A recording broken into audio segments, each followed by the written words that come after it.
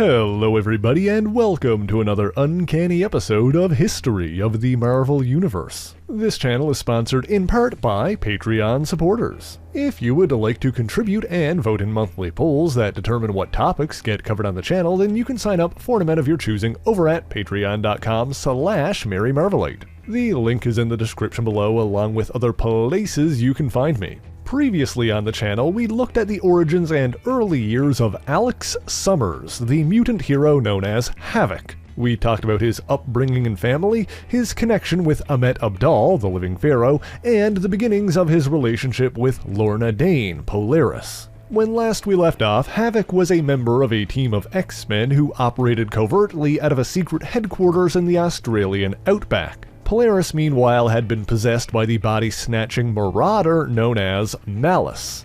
During this whole time, an emotionally vulnerable Alex was manipulated by other women like Madeline Pryor, the Goblin Queen, and Layla O'Toole, or Plasma, both of whom we talked about in the previous video. And believe it or not, there was actually a third example of this that we didn't get to last time, Scarlett McKenzie, aka Quark. While posing as a nurse, she was secretly working with a Russian supervillain named Meltdown, who sought to use Havok's powers to jumpstart his own. You see, Meltdown and Havok had somewhat similar abilities in that they could both absorb radiation and channel it into destructive blasts. But whereas Alex could absorb ambient cosmic energy from his surroundings at any given time, Meltdown required a more concentrated dose of radiation. As such, Scarlett McKenzie tricked Alex into embarking on a journey that culminated in a battle with Meltdown in an atomic power station in India. With his body absorbing the ambient nuclear radiation in the facility, Havok's plasma blasts only served to empower Meltdown. But having fallen for Alex during their journey, Scarlett had a change of heart and attempted to warn him. Unfortunately, she was too late and Meltdown punished her swiftly, obliterating her with a single attack. In the end, the nuclear-powered villain was defeated and further tragedy was averted thanks to Havok and his teammate Wolverine. While Wolverine dealt with Meltdown by impaling him with boron control rods, Havok absorbed the excess radiation he'd released and fired it harmlessly into outer space. After that ordeal, there was an incident in which Lorna Dane was abducted by her alleged sister, Zala. A sorceress who resided in the Savage Land, Zala Dane stole Lorna's magnetic powers for a while, but this also served to separate Lorna from Malice. Havok attempted to rescue her, but it was ultimately Polaris who saved him when he was held prisoner alongside her. And so the two lovers were reunited, albeit briefly. After a battle between Zala Dane and the X-Men, Havok and his teammates were teleported back to Australia by their ally, Gateway, while Polaris was left behind and had to find her own way out of the Savage Land. Meanwhile, the telepathic X-Man Psylocke had experienced a precognitive vision, warning her that her team would soon be killed by their cyborg enemies, the Reavers. To avoid this fate, a number of X-Men, including Havok, escaped through a mystical gateway called the Siege Perilous, which is said to grant those who pass through it a new lease on life. However, Alex's new life was that of a magistrate, a member of a special police force on the island nation of Genosha. And this was back in the days when Genosian mutants had no rights and were considered to be property of the state. With no memory of his previous life, Alex believed himself to be a Genosian superhuman, but then there was a time when the Genosian government allied themselves with another of the X-Men's enemies, Cameron Hodge. This partnership resulted in the magistrates being sent to abduct several mutants from Xavier's mansion, which in turn led to a battle between Genosha's forces and the various X-teams. In this conflict, Havok was found by his brother Cyclops, and the two clashed, with Scott trying to remind Alex of who he was. While he didn't succeed in that initial encounter, Cyclops subsequently awakened his brother's memory by getting him to recall what happened to their parents. In the end, Havok was restored to his true self and helped his allies defeat Cameron Hodge once again. Furthermore, in the midst of this conflict, the corrupt Genosian president was overthrown, paving the way for a less oppressive government. In the wake of this, Havok volunteered to stay in Genosha and keep an eye on the situation as it developed. The young Scottish mutant Rain Sinclair, aka Wolfsbane, also chose to stay, but there was a bit of a wrinkle there. You see, before Hodge's defeat, Rain was forced to undergo the mental conditioning that transformed Genosian mutants into servants of the state called mutates. While this was partially reversed, the programming that forced her to form an emotional link with her magistrate master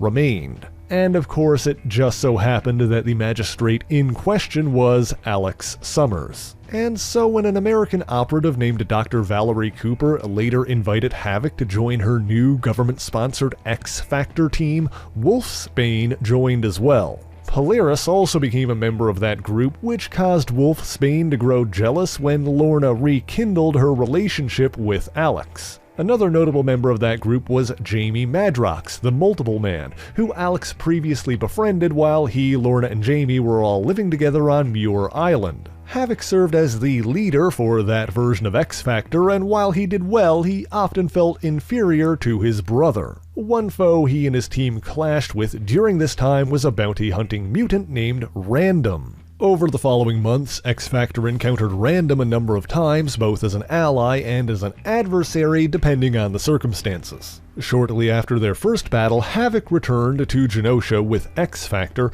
where the mutate population was falling victim to a deadly disease, later identified as the Legacy Virus. While there, they also discovered the reason for Rain's obsessive attraction to Alex. She wanted to return to Muir Island for treatment, but found it impossible to separate herself from Alex, and continued to grow more savage as a result. In the end, a New Age mutant preacher known as Haven used her healing abilities to completely restore Wolfsbane to normal. Havok didn't exactly trust Haven, but when he learned that Madrox had contracted the Legacy Virus on Genosha, he allowed her to try healing him as well. But it seems that Jamie was too far gone to save, and he ultimately succumbed to the deadly virus, much to the shock of both Haven and X-Factor. Disheartened by the death of his friend and blaming himself for not being able to save him, Alex left X-Factor and traveled to Honolulu, where he was born. He was followed there by Polaris, who wanted to stay by his side and ultimately convinced him to return.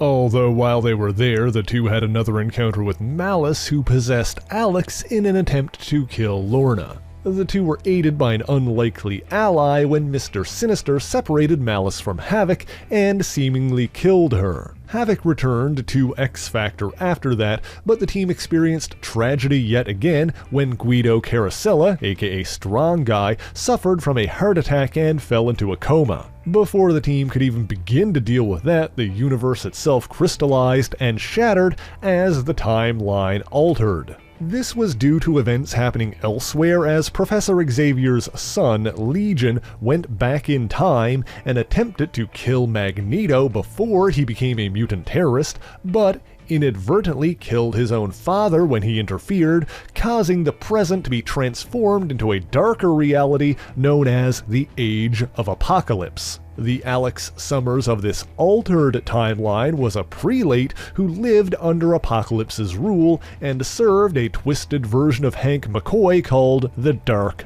Beast. Interestingly, this Alex was in a secret relationship with Scarlet Mackenzie, the woman who conspired with Meltdown in the original 616 reality. This was despite the fact that interbreeding between humans and mutants was illegal under Apocalypse's regime. And things quickly became more complicated for this alternate Alex when he learned that not only was Scarlet working for the human resistance, but she was also pregnant with his child. That all would go unresolved, however, as not only was this Havok fatally stabbed by Wolverine during a subsequent battle with his traitorous brother, but not long after that, the time-traveling X-Man Bishop successfully repaired the timeline and restored reality to normal. While most people had no memory of the timeline changes, several individuals actually escaped from the Age of Apocalypse and emerged in the restored Reality 616, the most notable one for today being the Dark Beast.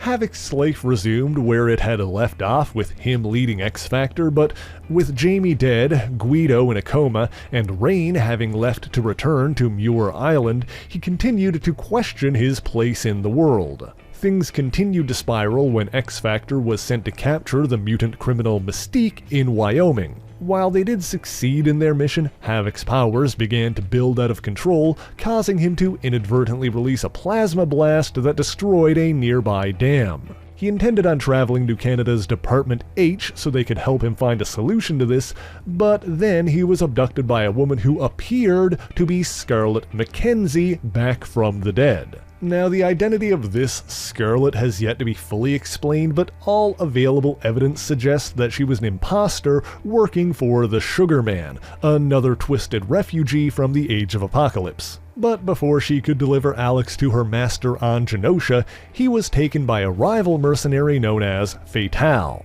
In the end, Alex succeeded in escaping and reunited with X-Factor, but due to his losing control over his powers, he was forced to once again wear his old energy-regulating costume. His recent misfortune weighed heavily on him, and he questioned his place in the world even more when Valerie Cooper made Mystique a member of X-Factor. The whole situation started coming to a head when he was later attacked by his erstwhile ally, Random. As it turns out, both Random and Fatale were agents of the Dark Beast, who wanted this world's Havok for himself. And this time it seemed as though he actually succeeded. After capturing him, the Dark Beast enhanced Havok's abilities and seemingly brainwashed him into servitude. Dark Beast's forces, including Havok, then battled X-Factor, during which Lorna tried to get through to Alex until he shot her with a plasma blast that sent her into cardiac arrest, hospitalizing her. While Havok escaped that battle, X-Factor succeeded in capturing both Fatale and the Dark Beast. Alex successfully shook off Dark Beast's attempted brainwashing thanks to mental defenses he learned from Xavier, but found himself disillusioned with both X-Factor and the X-Men. He decided to form his own incarnation of the Brotherhood to preserve peace by any means necessary, and his first recruits were none other than Dark Beast and Fatale, whom he freed from captivity. However, his true motivation for doing this was to uncover the Dark Beast's deeper plots that were already put into motion and put an end to his twisted experiments. When several members of X-Factor were later betrayed and injured by Sabretooth, Havok took them from the hospital and brought them to his Brotherhood's underground headquarters to keep them safe while they recovered. Of course, Polaris was still unwilling to forgive him for allying with the enemy and nearly killing her. The whole situation with Dark Beast reached a climax thanks to the intervention of Xavier's Underground Enforcers, a time-traveling trio from the same potential future as Bishop. The XUE prevented Alex from making the mistake of releasing the Dark Beast's prisoners, as those individuals had been infected with a strain of the legacy virus that was deadly to humans. With Havok and the XUE working together, the Dark Beast's plans were thwarted and the virus carriers were kept contained, although the evil Dr. McCoy escaped. I will note that the real McCoy did eventually discover a cure for the legacy virus, in large part thanks to research conducted by Moira McTaggart. With the Dark Beast situation settled, Alex disbanded the Brotherhood and subsequently reunited with Madrox, who had since returned for reasons that we talked about in his video. Alex finally had an opportunity to talk with Lorna again, and while their relationship was over, she admitted that she didn't want them to be enemies. With Lorna and Jamie at his side, Alex wanted to reform X-Factor into a more proactive, inspiring, and independent team of heroes. Meanwhile, one of the XUE members, Devlin Greystone, was attempting to create a makeshift time machine. He brought this device onto a plane, intent on using it to return to his own time period, but when he displayed signs of temporal insanity, Havok followed Greystone to try and stop him. Alex successfully talked sense into Devlin, who realized that the device he'd attempted to make ended up being little more than a temporal bomb. The two men worked together in an attempt to disarm the device, but ultimately failed to stop it from exploding. Due to the nature of the blast originating from a failed time displacement device, Alex's disembodied consciousness was thrown into a space between realities. It fell into an alternate universe known as the Mutant X-verse, or Reality 1298, where it inhabited the body of his dimensional counterpart. This world had its own history which differed from the mainline 616 reality, and perhaps we'll talk in more detail about that another day, but when the Alex we know entered the picture, his counterpart there was the leader of the Six, a mutant team consisting of himself, Marvel Woman, who was that reality's Madeline Pryor, Iceman, the Brute, that world's version of the Beast, Bloodstorm, a vampirized variant of Aurora Monroe, and the Fallen, who was that reality's Archangel. Furthermore, the Alex there that he replaced was married to Madeline Pryor, and the two had a son named Scotty. Our Alex soon learned that one of the major differences between that world and his own was that in the Mutant X-verse, his brother Scott was thought to have been killed when the Shi'ar attacked their family plane, and as a result, Havok became a founding member of the X-Men instead of Cyclops. Mind you, he later learned that there was still a Cyclops in that reality, as Scott had actually been abducted by the Shi'ar and went on to found that universe's version of the Starjammers. In any event, Alex quickly deduced that he wasn't in his home reality, but Madeline didn't believe him and instead suspected that he was unwell. Alex tried to consult the local Reed Richards, but that world's Fantastic Four had never gained superhuman powers, relying solely on technology for their exploits, and had no actual experience with interdimensional travel. The one person who believed Alex was his counterpart's son, Scotty, who could tell that he wasn't really his father. However, the two managed to get along when Alex promised to set things right and get Scotty his real dad back. Unfortunately, much like the world we know, this world's Madeline Pryor ultimately succumbed to demonic influence, becoming the villainous Goblin Queen. Although in this version of events, she joined with the cosmic Goblin Force and sought world domination. To combat this threat, Alex joined forces with that world's X-Men, which included Polaris and was led by Magneto. There was also an incident in which Madeline tried to make use of the nexus of all realities in the Florida Everglades, forcing Havok to destroy it. But in the end, it was young Scotty who defeated his mother, using his own developing psionic powers to separate her from the Goblin Force, which then fell into the Earth's core where it merged with the corpse of a dead Beyonder. In the wake of this, Madeline disappeared, but Alex continued to look after Scotty. I should also note that amid all of this, he was aided by the boy's nanny, the trained assassin Elektra Nachios, and a romance began to blossom between the two. Alex subsequently volunteered to rebuild the Six and told his allies the truth of where he came from. With the Fallen having turned against them during their battles with Madeline, their number had dropped down to 4. Furthermore, the Goblin Queen's attempted global takeover had stoked anti-mutant sentiment. The X-Mansion in Westchester was destroyed, and S.H.I.E.L.D. set out to hunt down any remaining mutants.